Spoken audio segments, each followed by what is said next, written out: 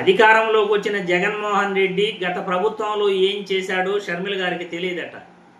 అధికారంలోకి వచ్చిన జగన్మోహన్ రెడ్డి ఏం చేశాడు అని షర్మిల గారు అడుగుతున్నారు. ఖచ్చితంగా మీకు తెలియకపోతే మాలాంటి వాళ్ళం తెలియజేస్తాం షర్మిల గారు. అంతకుముందు మీరు కూడా ప్రజలకు కొన్ని సమాధానాలు ఖచ్చితంగా తెలియజేయాలి. తెలంగాణలో పార్టీ పెట్టి అక్కడ జెండా ఎందుకు పీకేశావు? ఉమ్మడి ఆంధ్రప్రదేశ్ను కాంగ్రెస్ పార్టీ ఎందుకు అడ్డగోలుగా విభజించింది? అడ్డగోలుగా విభజించిన కాంగ్రెస్ పార్టీ ఏపీకి ఎందుకు అన్యాయం చేసింది? ప్రజలందరికీ కూడా సమాధానం చెప్పాలి షర్మిల గారు.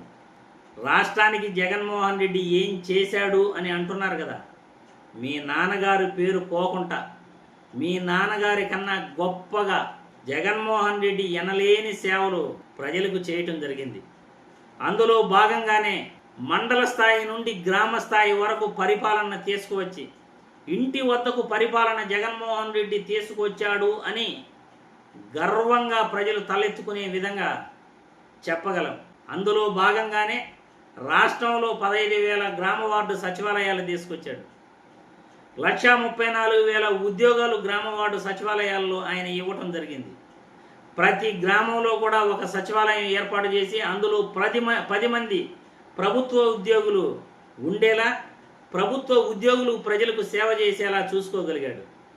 ముఖ్యంగా వాలంటీరీ వ్యవస్థను తీసుకువచ్చి 2,60,000 మంది వాలంటీర్లను ఆయన నియమించి ప్రతి 50 కుటుంబాలకు ఒక వాలంటీర్ను నియమించి ప్రజలకు ప్రభుత్వం చేసే కార్యక్రమాలను వాళ్ళకి తెలియజేయటం, ప్రజల యొక్క కష్ట సుఖాలను ప్రభుత్వానికి చేరవేయటం, ప్రభుత్వానికి ప్రజలకు మధ్య వారధలాగా ఈ గ్రామ సచివాలయాలు వాలంటీర్ వ్యవస్థ ఉండేలాగా ఆయన గొప్పగా సంస్కరణలు జగన్మోహన్ రెడ్డి తీసుకురావటం జరిగింది.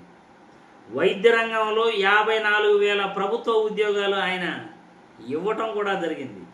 ఇక జగన్మోహన్ రెడ్డి రైతు భరోసా కేంద్రాలు ప్రతి గ్రామంలో కూడా తీసుకురావటం జరిగింది.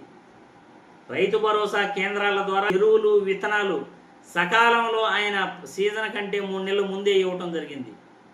రైతులకు ఇన్పుట్ సబ్సిడీ ఇవ్వడం జరిగింది. పంట నష్టానికి ఈ క్రాఫ్ట్ ఇన్సూరెన్స్ ఇవ్వటం జరిగింది. రైతులకు రైతు భరోసా 13,500 సంవత్సరానికి జగన్మోహన్ రెడ్డి ఇవ్వటం జరిగింది. ఇక విద్యార్థుల కోసం జగన్మోహన్ రెడ్డి 17 మెడికల్ కాలేజీలు తీసుకురావటం కూడా జరిగింది. గతంలో ఏ ముఖ్యమంత్రి కూడా 17 మెడికల్ కాలేజీలు తీసుకొచ్చిన ఘనత ఎవరికీ లేదు. కానీ జగన్మోహన్ రెడ్డి తీసుకొచ్చి 7 మెడికల్ కాలేజీలు పూర్తి చేసి 10 మెడికల్ కాలేజీలు దాదాపు 50% ఆయన పూర్తి చేయగలిగాడు. ఉచిత విద్య, ఉచిత వైద్యానికి ఆయన పెద్దపీట వేశాడు. ప్రభుత్వ బడుల్లో విద్యను, ఇంగ్లీష్ మీడియం విద్య తీసుకొచ్చి ప్రైవేట్ కార్పొరేట్ ఆసుపత్రుల కన్నా ప్రభుత్వ బడుల రూపురేఖలు పూర్తిగా మార్చి ప్రభుత్వ బడుల్లో విద్య ప్రైవేటు బడుల కన్నా ఎక్కువగా ఉండేలా ఆయన ప్రణాళికలు రూపొందించాడు. రాష్ట్రంలో ఆయన విద్యారంగానికి, వైద్య రంగానికి చేసిన సేవలు గతంలో ఏ ముఖ్యమంత్రి చేయలేదు అంటే అతిశయోక్తి కానే కాదు. 25 లక్షల వరకు ఆరోగ్యశ్రీని ఉచితంగా కార్పొరేట్ ఆసుపత్రుల్లో వైద్యం చేసుకునేలా జగన్మోహన్ రెడ్డి ఆరోగ్యశ్రీ అందించాడు. ఏ ముఖ్యమంత్రి కూడా గతంలో ఈ విధంగా చేసిన వాళ్ళు దాఖలాలు లేవు తల్లి. మీకు తెలియకపోతే ఖచ్చితంగా మేము తెలియజేస్తాం. సంక్షేమ పథకాల రూపంలో 2.70 లక్షల కోట్లు ప్రజల అకౌంట్లో నేరుగా డీబీటీ ద్వారా వేసిన ఏకైక ముఖ్యమంత్రి జగన్మోహన్ రెడ్డి మాత్రమే. గతంలో ఏ ముఖ్యమంత్రి కూడా 2.70 లక్షల కోట్లు ప్రజల అకౌంట్లో వేసిన ముఖ్యమంత్రి లేడు, వేసిన ప్రభుత్వం కూడా లేదని సగౌరవంగా చెప్పుకోవచ్చు. అదేవిధంగా రాష్ట్రానికి పెట్టుబడులు తీసుకొచ్చాడు. ఆదాని డేటా సెంటర్లు, గ్రీన్ కో లాంటి కంపెనీలు తీసుకొచ్చాడు. సెంచరీ ప్యానెల్ ప్లైవుడ్ లాంటి సంస్థలు తీసుకొచ్చాడు. ఆక్వా రంగానికి ఎనలేని సేవ చేశాడు.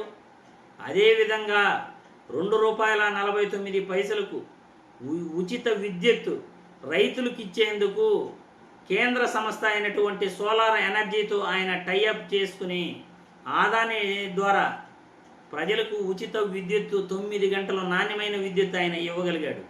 మరి ఏ ప్రభుత్వంలో కూడా, గత ప్రభుత్వంలో ఇన్ని సేవలు ఏ ముఖ్యమంత్రి కూడా చేసింది లేదు.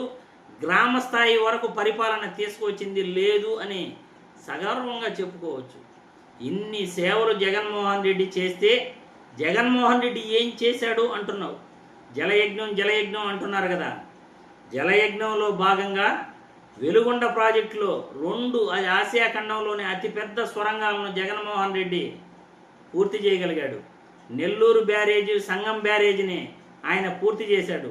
హంద్రినీవా ద్వారా కుప్పానికి నీళ్లు అందించాడు. తెలుసా పోనీ ఈ విషయం? జలయజ్ఞం ద్వారా దాదాపు 40 ప్రాజెక్టులకు ఆయన నీళ్లు అందించే ప్రయత్నం చేశాడు. ఈ విధంగా ఎనలేని సేవలు చేసిన జగన్మోహన్ రెడ్డి ఏం చేశాడు అని మీరు ప్రశ్నిస్తున్నారంటే మీరు రాజకీయాలకు పనికిరారు, మీకు రాజకీయ జ్ఞానం లేదు అనేది క్లియర్గా అర్థమవుతుంది తల్లి. మరి ప్రజలు కూడా మీ అభిప్రాయాలను కామెంట్ల రూపంలో తెలియజేయగలరని వీడియో ద్వారా కోరుతున్నాను.